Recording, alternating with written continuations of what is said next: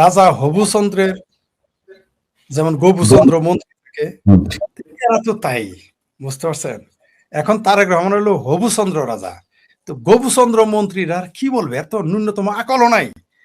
আর history repeats itself, ইতিহাস তার নিজের প্রয়োজনের পরেই পুনরাবৃত্তি ঘটে, আর ইতিহাস কাউকে ক্ষমা করে না। তো তারেক রহমানের এখন যেহেতু তাকে আওয়ামী লীগ ধরতে পারতেছে না, সাধারণ জনগণ ধরতে পারতেছে না, তখন তো প্রকৃতিগতভাবেই কিছু ঘটনা ঘটে। সেটা হলো যে নিজের বিপদ নিজে ডেকে আনে, তাই টুকুর মতো লোকে আবার পূর্ণমন্ত্রী বানাইছে এইবার। আপনি দেখেন প্রথম যে দর্শকটা কথা বললো, তার তার কিন্তু কোনো অভিযোগ নাই, কোনো দলকে সে অভিযুক্ত করে নাই, সে তার পেশা, তার অসহায়ত্ব, তার বিপদ সে তুলে ধরেছে মানুষের কাছে। সে কিন্তু বলে নাই যে আওয়ামী লীগ ভালো বিএনপি খারাপ, তা বলে নাই। সে বলছে আজকে যদি কারেন্ট থাকতো, তাহলে পানি বা জল থাকতো, তাহলে আগুন নিভাতে পারতাম। এই যে তার আর্তনাদ, যার লোকসান হয়েছে সে কিন্তু বুঝতেছে কি গিয়েছে। এমনকি খাওয়ার পানি নাই, গোসলের পানি নাই, তিনি সেটা বলতেছেন। আর তার আগের কয়েকদিন আগে একটা ভিডিওতে এক মহিলা দেখবেন বলছে যে আমরা শখ করে তারেক রহমানটা আনলাম, তারেক রহমান নাম করে ড্যাশ মেরে দিছে। মহিলা বলতেছে গ্যাসের ব্যবহার দেখেছেন না? মহিলা সে কিন্তু এও বলেছে সে জুলাই যোদ্ধাদের, তথাকথিত জুলাই যোদ্ধা, জুলাই সন্ত্রাসীদের ভোট দিয়েছে, তারেক রহমান সরকারকে এনেছে। আচ্ছা, আপনি যদি আমাকে এখন ক্ষমতায় আনতেন, কথার কথা আমার সরকার মনে করেন এখন এই পরিস্থিতি হইতো, আপনি কি আমাকে সমর্থন রাখতে পারতেন? প্রশ্নই আসে না। কিন্তু আপনি কিন্তু মনে করেন চান যে শেখ ফরিদ ক্ষমতায় আসুক, শেখ ফরিদ ক্ষমতা গ্রহণ করুক, কিন্তু আমি ব্যর্থ, তখন তো আপনি আর কিছু না হলেও তো এটা তো বলবেন যে ফরিদ ভাই আপনি কিন্তু ব্যর্থ হয়েছেন, আপনি পদত্যাগ করুন, এইভাবে হইলেও তো অন্তত বলবেন, গালি না দিলেও এটা তো বলবেন। কিন্তু এরা কত নির্লজ্জ বেহায়া।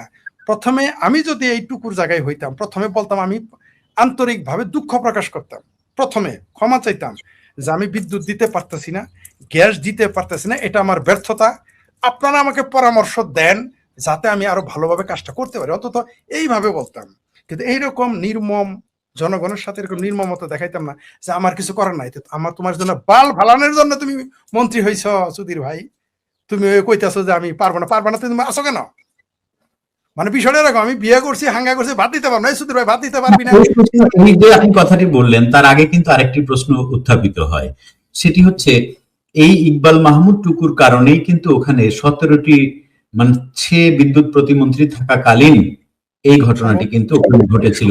আবার সে তারেক তাকেই হচ্ছে গিয়ে মন্ত্রী বানিয়েছে, এটি কি তার রাজনৈতিক অদূরদর্শিতা নয়?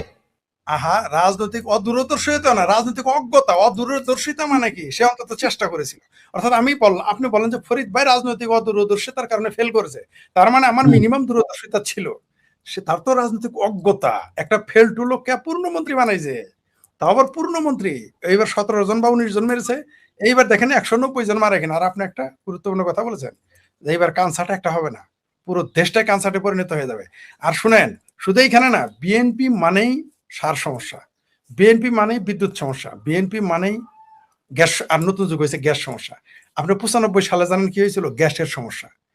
95 সালে গ্যাস দিতে, সরি, সার কেলেঙ্কারিতে পুরো বাংলাদেশে বিএনপিকে ডুবাইছিল গ্যাস সার কেলেঙ্কারি।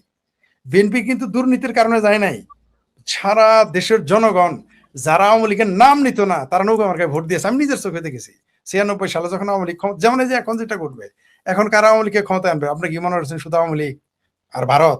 যারা মনে করতেছে যে আওয়ামী লীগ আর ভারত ক্ষমতায় আনবে, তাহলে আগে আনলো না কেন? তাহলে 3 মাস 6 মাস 1 বছর আগে আনলো না কেন? আসলে জনগণ না চাইলে আপনি তাকে রাখতেও পারবেন না, জনগণ না চাইলে আপনি তাকে সরাইতেও পারবেন না, কোনোটাই পারবেন না। এটা কিন্তু সত্য, আপনি যত কিছুই বলেন, এটা কিন্তু সত্য। তো এই যে দেখেন, শেখ হাসিনাকে হত্যা করতে চেয়েছিল, পেরেছে তারা? পারে নাই। কেন? জানা যে শেখ হাসিনাকে হত্যা করলে বাংলাদেশ সেনাবাহিনী চিরতরে বন্ধ হয়ে, নিষিদ্ধ হয়ে যাবে বাংলাদেশে। কারণ দিনের আলোর মতো পরিষ্কার, কারণ 75-এ ক্ষমা করেছে জনগণ বা আন্তর্জাতিক বিশ্ব, এই 2024-এ 5 আগস্ট ক্ষমা করতো না। আপনি মনে করেন না যে শেখ হাসিনাকে তারা দয়া করেছে? তারা কিন্তু 24টা ঘন্টা ভেবেছে, ভেবে ভেবে দেখলো যে না, একে যদি পাখিকে যদি উড়ে যেতে না দেওয়া যায়, তাহলে এই পাখিকে যদি শিকার করে, তাহলে শিকারীর বন্দুক তো দূরের কথা, শিকারীর অস্তিত্ব থাকবে না। এই ভয়ে সেই পাখিকে যেতে দেওয়া হয়েছে, ওটা আমরা বুঝি, সেটা অন্য প্রসঙ্গ।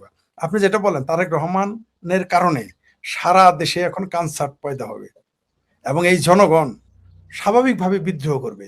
আর জনগণ বিদ্রোহ যখন হবে, আপনি তো টিকতে পারবেন না। ওই ব্যারাকে কয় লক্ষ সৈন্য থাকে আপনি ভালো জানেন। পারবে না। কারণ আপনি খেয়াল করেন বাংলাদেশে মাত্র ওই মুহূর্তে যে 2024 5ই আগস্টে ঢাকা শহরে সর্বোচ্চ 3 থেকে 5 লক্ষ লোক ছিল, এর চেয়ে বেশি নামে নাই কিন্তু। আপনি আর পাবেন না। 3 থেকে 5 লক্ষ লোক অনেক তাহলে অনেক। আপনি একটা প্রতিষ্ঠিত রাজনৈতিক দল, যে দলটাই দেশকে সৃষ্টি করে, সেই দলটার পতন ঘটে গেল, সেটা কে ফেলে দিয়েছে ষড়যন্ত্র, ওইটা আলাদা প্রসঙ্গ, কিন্তু পড়ে গেছে। লোক তো ষড়যন্ত্র করে লোক আনুক, আর যে লোক তো ছিল। কালকে যদি বাংলাদেশের জনগণ মনে করেন আওয়ামী লীগ বিপ্লবের ডাক দেয় নাই, ধরেন শেখ ফরিদ জামালপুর থেকে ডাক দিল, গ্যাস দে, বিদ্যুৎ দে, সার দে, নইলে গদি ছাইরে দে, স্লোগানটা আমি দিয়ে বসলাম, আমার সাথে 10 লক্ষ লোক ঢাকা লং মার্চ করলো, এই সরকার থাকবে?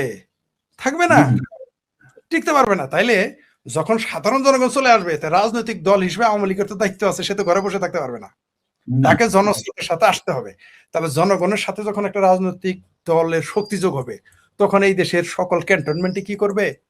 সব পুলিশ তো কিছু করতেই পারে না, আমরা দেখেছি 5ই আগস্টে।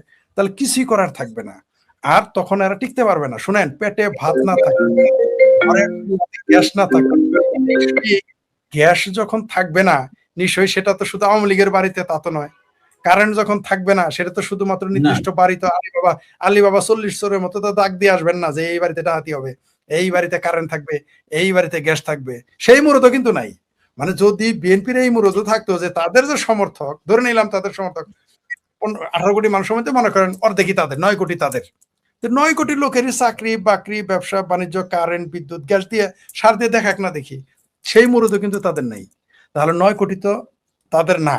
তাহলে তাদের লোক গরম নিশ্চয়ই বগুড়া লোকেরও করবে, গরম নিশ্চয়ই সাতক্ষীরার জামাতের আমিরের সাইদির পোলার আসনের লোকেরও করবে। গরম তার কারো জন্য আলাদা বয়ে আনবে না।